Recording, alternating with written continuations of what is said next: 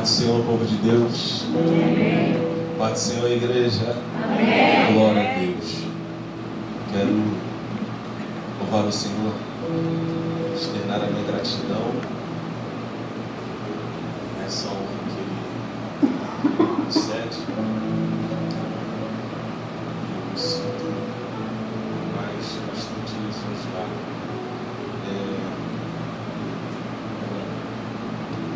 Pastor, mas por favor, pode pegar aqui só por alguns minutos, só no começo essas coisas aqui. Começo assim, eu falo um pouco baixo, mas e aí eu peço atenção e ajuda, eu comecei a colocar sua atenção. Já eles ligam aqui, tá? De vez em quando eu sou igual carro velho, para pegar só no campo. E aí, devagarzinho a gente vai chegando lá. Quero externar a minha gratidão ao Senhor por essa oportunidade que Ele me concede, que para mim é muito, muito preciosa. Louva a Deus por essa. Meu amigo Wanderson, sem palavras. Tá? Obrigado demais pela confiabilidade de poder prestar essa oportunidade só para você.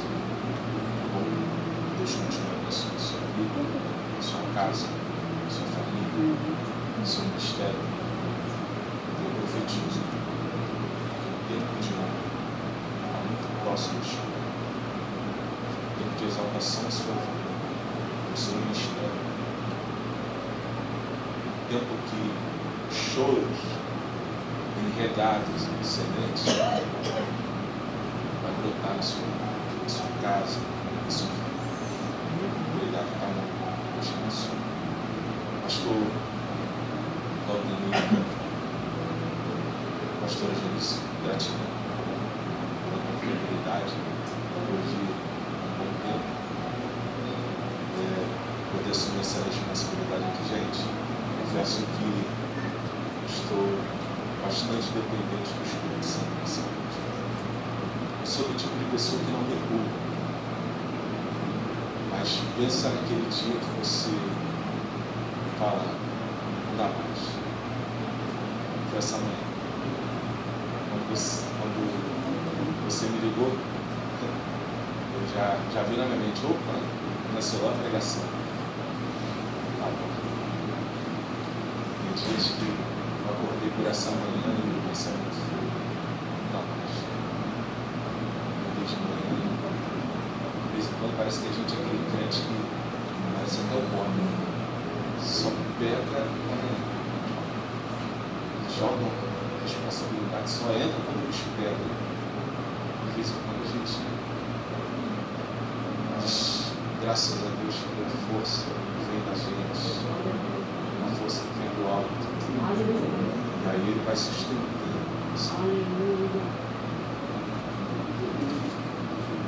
Falo para vocês que se o pastor tomasse aqui o microfone,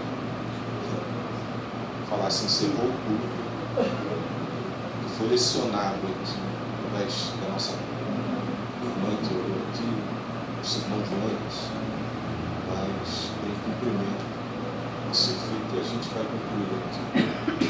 Gente, quero compartilhar com vocês capítulo 11 do Evangelho de Lucas. Como disse o nosso irmão Wanderson, estou acompanhado aqui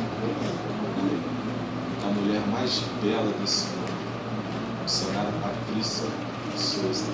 Você pode aplaudir o Senhor pela vida dessa mulher?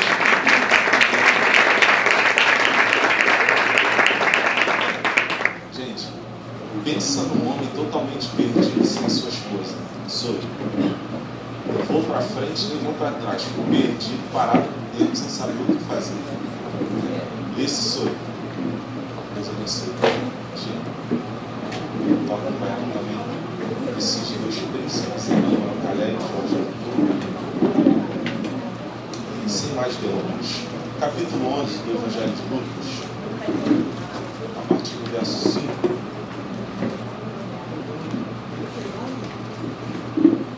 Vai dizer assim: Ele disse-lhes: qual de vós terá um amigo que for procurá-lo à meia-noite, que hora, gente? Meia-noite. Ele disser: amigo, empresta-me 3 pães, pois um amigo meu chegou a mim de viagem e eu não tenho nada para dar para pôr diante dele.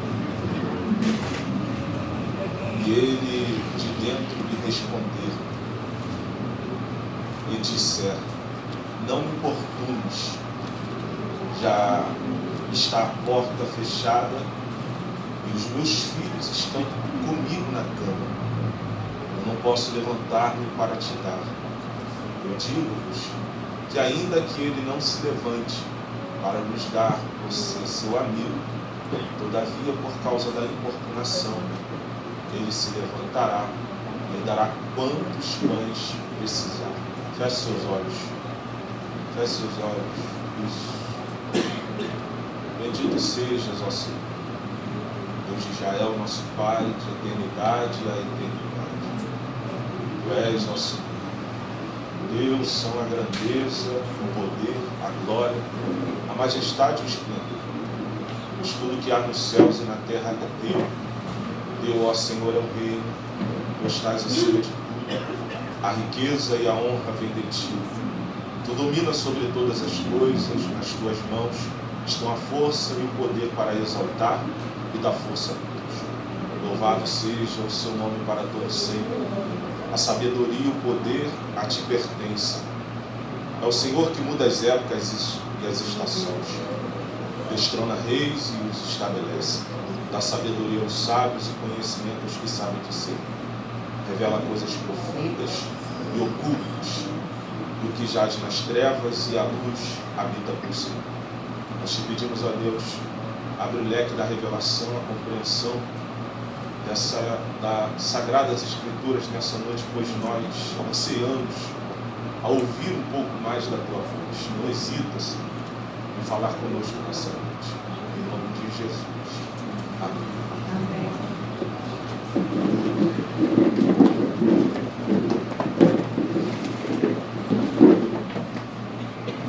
Gente, nós estamos diante de um texto em que eu quero ser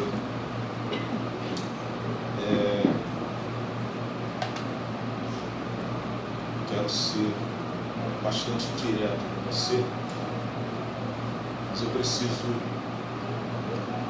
antes que eu seja direto ao ponto daquilo que nós acabamos de ler, preciso me ater a alguns pontos. Como nosso irmão Wanderson bem disse aqui a respeito da proposta que nós temos para uma noite como essa, haver uma liberdade. E essa liberdade, eu posso dizer que, se foi confirmada,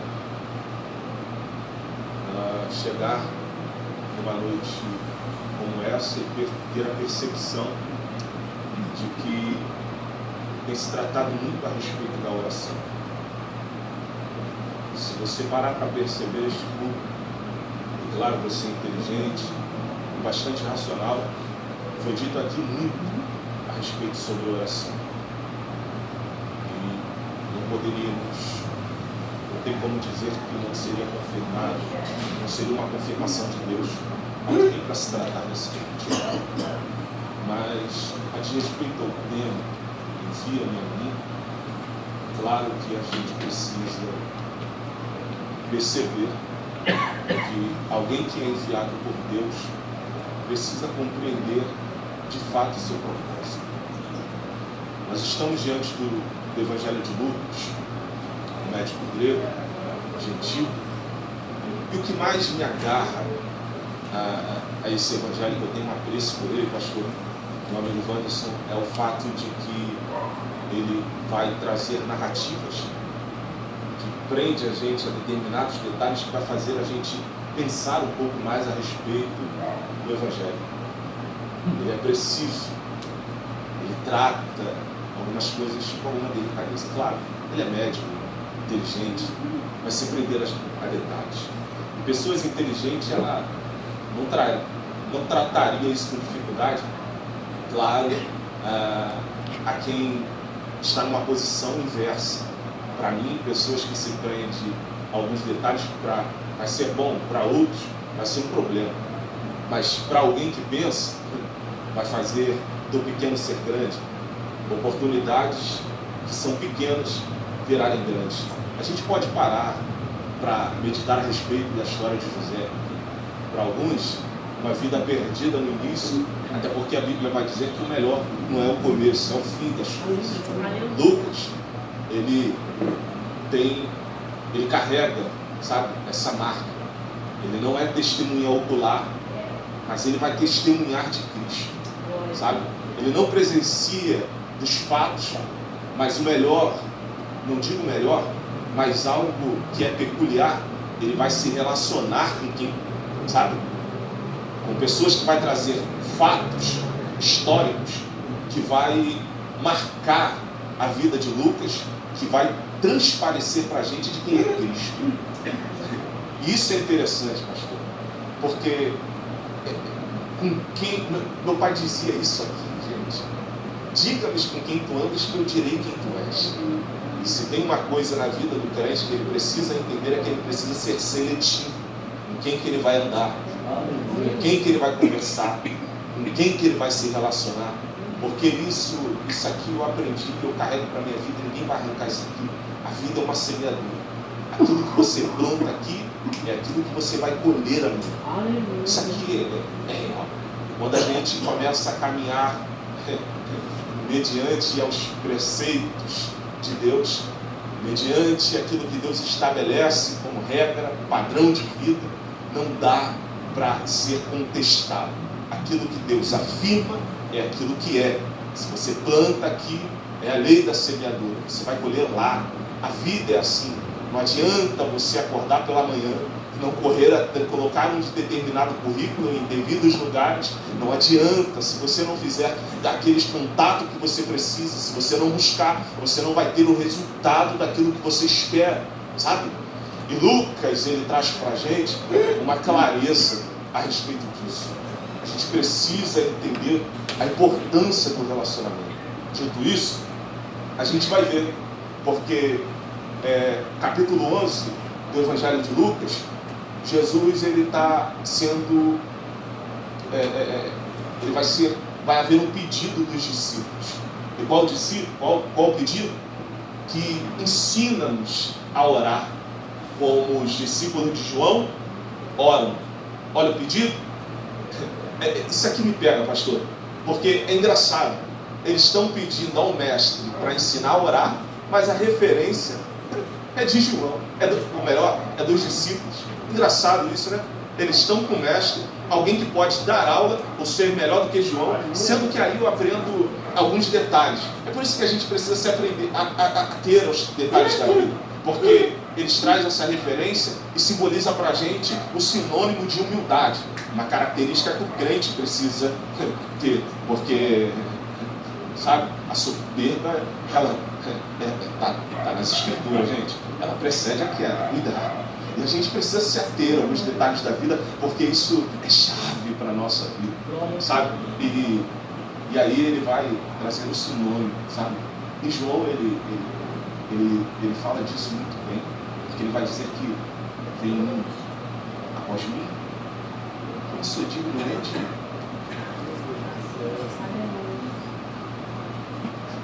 É alguns valores da vida que a Bíblia ensina, é incontestável. Tem vezes que ele vai adiantar você querer falar mais alto. Tem vezes que não vai ser você querendo se colocar numa posição de que eu oro mais, de que eu prego mais, de que eu evangelizo mais. Quando você entender que a posição que você se encontra, porque quem precisa entender que o menor, aleluia, o maior vai servir o... Deus, aleluia. Glória a Deus. No Evangelho, às vezes deixa a gente meio louco, né?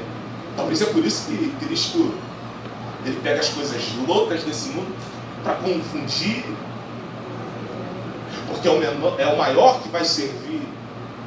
E certa feita, Jesus vai dizer que ele vai lavar os pés, e nesse lavar os pés ele traz um ensinamento Isso é interessante porque ele vai ser questionado. Nesse questionamento ele vai dizer uma palavra muito inteligente. Eu já vou voltar aqui para o texto, porque ele vai dizer que aquilo que ele faz hoje, você não entende, mas amanhã, e o propósito de servir é muito grande. E o propósito de sair de dentro da igreja para levar o evangelho. E o propósito de sair do lugar que te prende para trazer liberdade a alguém que está cativo é maior ainda. Aleluia! Tem detalhes, gente. Tem detalhes que fazem a gente pensar. Que estilo de vida que eu estou levando? Que evangelho é esse que eu estou carregando, que eu continuo cativo num processo que não muda? É redundante. Isso tem uma coisa, gente. Eu carrego isso para a minha vida. Se eu estou tanto tempo num problema, uma coisa deve estar errada. E eu falei isso hoje, dando aula na escola bíblica dominical. O nosso maior problema, meu amigo Ivan, esse pastor, é que a gente costuma botar, a gente vê, sabe, um cisto no olho do irmão, mas não consegue ver uma travessão no nosso próprio olho. A gente consegue culpar alguém, mas não se culpa dos nossos. A gente vê o defeito em alguém, mas não consegue dar outra face para. E talvez para perceber se isso não pode ser um problema de orgulho. Sabe? A altivez de alguém.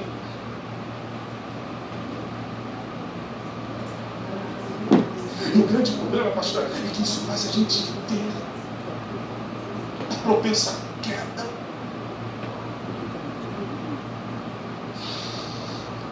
Irmão, chora. Aleluia! Jesus ainda está precisando de alguém para virar, para pregar. Mas para isso, aquele que quer seguir a mim, negue-se a si. Aleluia! Glória a Deus! Glória a Deus! Aquele que quer ir após mim,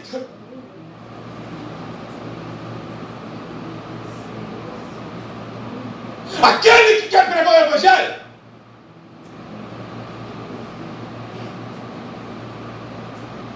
aquele que quer chegar ao nível. Aleluia!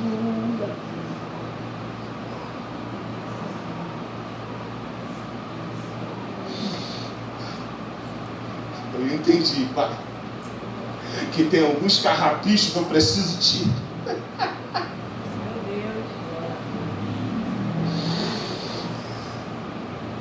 Eu entendi, pai, que tem alguns relacionamentos que eu preciso.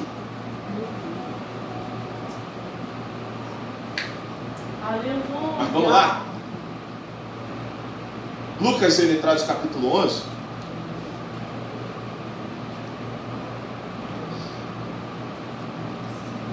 E ele traz uma chave para a nossa vida.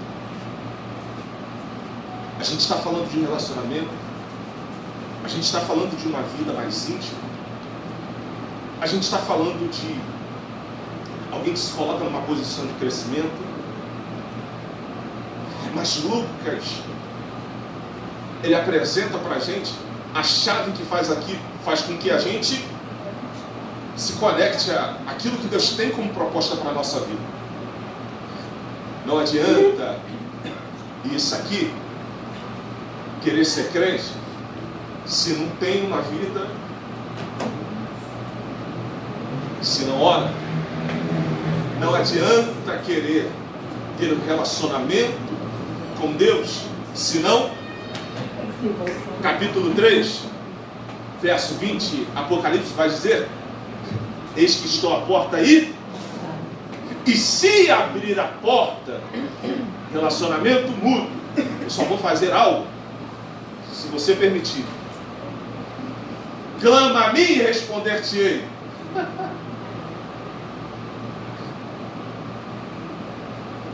Isso aqui, gente, a gente precisa entender alguns valores do Evangelho. É porque tem muita gente que esquece de se colocar na posição que deve ser colocada. Tem pessoas que esquecem de alguns valores que devem ser estabelecidos, que não vai vir de outros se eu não me movimentar e colocar na posição que deve ser feita. Isso aqui eu não estou trazendo um cajado para bater, não. Tá? E quem sou eu para isso?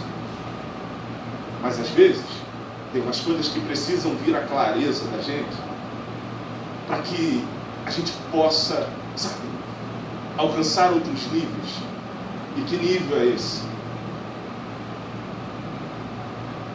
Pastor, deixa eu ser meio louco aqui, porque isso aqui é meio pessoal. Acho que a gente tem dessas coisas. Certa feita, Jesus disse que nós faríamos muito mais milagres do que ele. Faria o que, gente? Faria o que, gente? Existe uma palavra que se chama medíocre. A gente sabe que eu estou diante de uma igreja inteligente. Medíocre é aquela pessoa que vive na... Jesus disse que nós faríamos muito mais milagres do que... Eu falei, opa, calma aí. Eu pensando comigo, ou melhor, pensando com Cristo, porque eu sou nova criatura e eu estou em Cristo, tá? De vez em quando vocês vão pensar que não, mas... Aí, com Jesus, aí, eu vou fazer mais milagre? Aí papai começou a discorrer. Medíocre? Você precisa entender que você precisa estar acima da média. Você vai fazer mais milagres do que eu? Jesus está sendo tão humilde e levantando a nossa autoestima a compreender de que nós não podemos ficar presos na...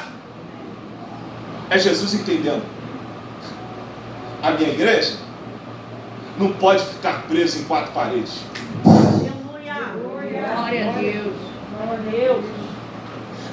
O meu ministério não pode ficar preso em quatro paredes. Gente, eu estava sendo impactado ali com tanto evento durante esses dias. A minha igreja não pode ficar preso dentro de casa. A minha igreja não pode ficar presa só no trabalho. A minha igreja não pode ficar presa por causa das circunstâncias. A minha igreja precisa avançar. Glória a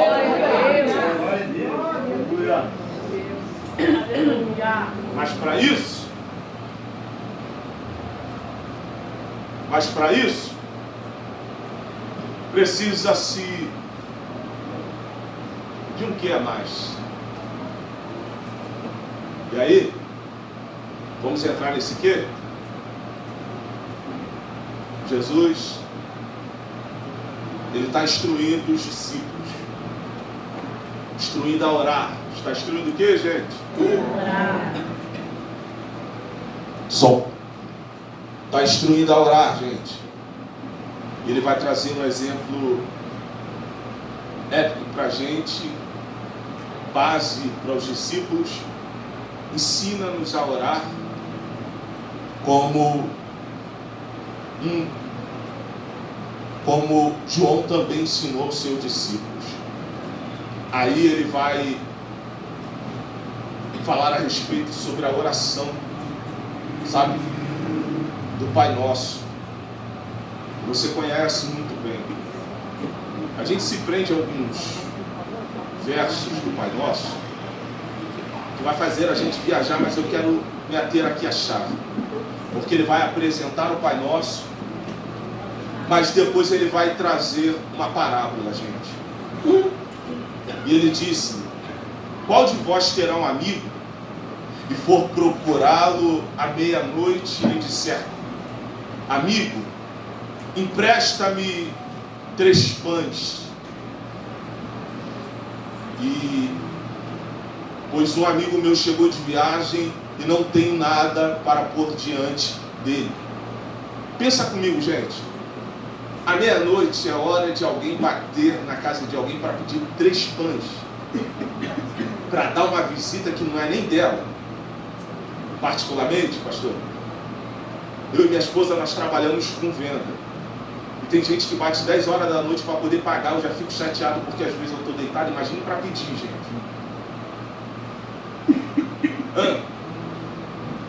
Ele vai pedir 3 pães. Mas isso aqui é interessante, porque ele vai dizer que pode recorrer a um amigo, e ele lhe responder que não importunes, pois a porta está fechada, e digo-vos que ainda que ele se levante para dar, você seu amigo não dá, você seu amigo, mas por causa da importunação. Por causa do que, gente? Aqui está o segredo da oração.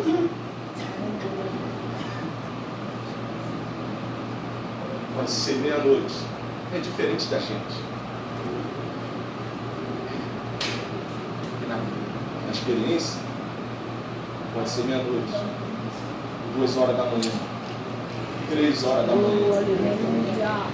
Eu até me incomodo que alguém chegue 10 horas da noite na minha casa.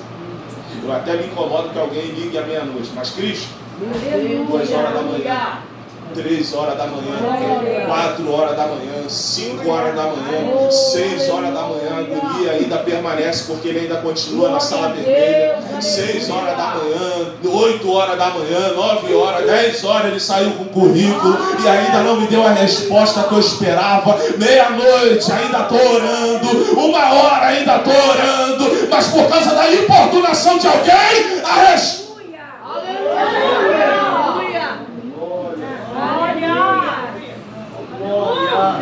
Clamante, a caramba chebe da carabai.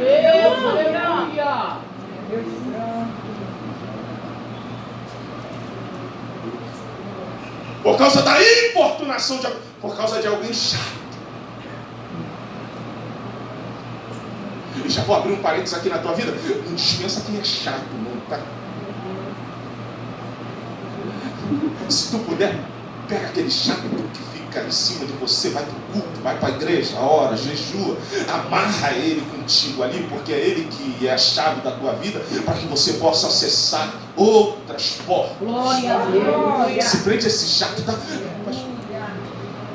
Um dia eu deve ter mais ou menos uns 8 meses, e o pastor lá da igreja, ele falou assim, eu falei com ele a respeito de uma troca que eu ia fazer no veículo. Aí o veículo, mas só tinha um documento. Eu falei assim, aí conversando com ele, a gente indo para o monte, lá em Monte do Azeite. Aí ele falou, rapaz, sai dessa que é furada. Mas eu na necessidade do carro, aí eu fiquei pensando, estudando, pesquisando. Aí fui pesquisando. Conversei com a minha esposa, eu falei, pô, tô precisando muito do carro. Mas o carro só tinha um verdinho, eu falei, aí o rapaz falou, não, dá o nome do meu irmão, ele está torcendo para esse vento. Eu falei, não, beleza. Eu vou mais um pouco mais adiante para ver onde vai dar. Ele foi correr atrás do documento, veio com o presidente e tal. Aí outro amigo, e aí? Me ligou de novo, o pastor me ligou, eu falei, não, tô vendo. Aí, rapaz, sabe essa que eu já sei que é furado. Aí mais um pouco eu estava no setor de trabalho e eu falei, percebi realmente, quando eu fui mais a fundo, o carro não estava no nome do irmão, não estava no nome do patrão, o carro era de leilão, tal. Aí eu estava no setor de trabalho e ele parou. E aí? Eu falei, tô vendo. Aí outro dia ele me ligou de novo. E aí, o que ele resolveu? Eu falei, vi que era furada mesmo. Não. Mas sabe o que ele falou comigo? Sabe qual é a diferença do sábio e do inteligente? É que o sábio é que o inteligente quebra a cara para aprender. O sábio não vai ver. Outro quebrando a cara e não vai cometer o mesmo erro.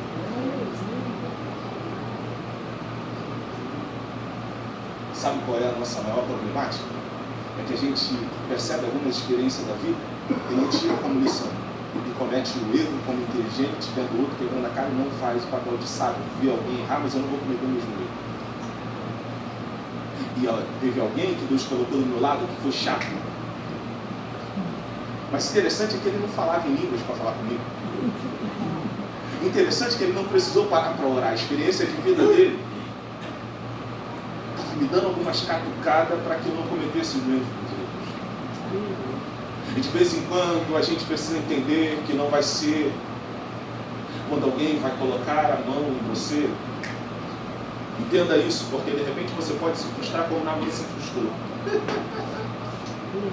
Esperando que Eliseu viesse até ele, homem de Deus, vai, homem de Deus. De repente Deus colocou alguém do teu lado para te trazer uma inspiração para a sua vida. E você não está tendo determinada percepção que você precisa. De repente Deus usou o seu pastor num domingo de culto e você não está conseguindo perceber que Deus está usando o seu pastor para trazer uma inspiração para a sua vida. De repente Deus trouxe alguém de Goiânia simplesmente para lançar uma palavra para a sua vida e você não está conseguindo perceber que Deus está tratando na sua vida. De repente você não conseguiu perceber ainda que Deus me trouxe lá de Tomazinha com apenas uma palavra simples para dizer para você: continue orando, continue clamando, continue chorando, continue jejuando, continue para o culto, mas nada está acontecendo na minha vida. Continue, porque o segredo é continuar. O segredo é continuar. Cata a mão desse crente aí, por favor, cata a mão desse crente aí, em nome de Jesus, cata a mão dele aí. Fala: o segredo é continuar. O segredo é ser chato.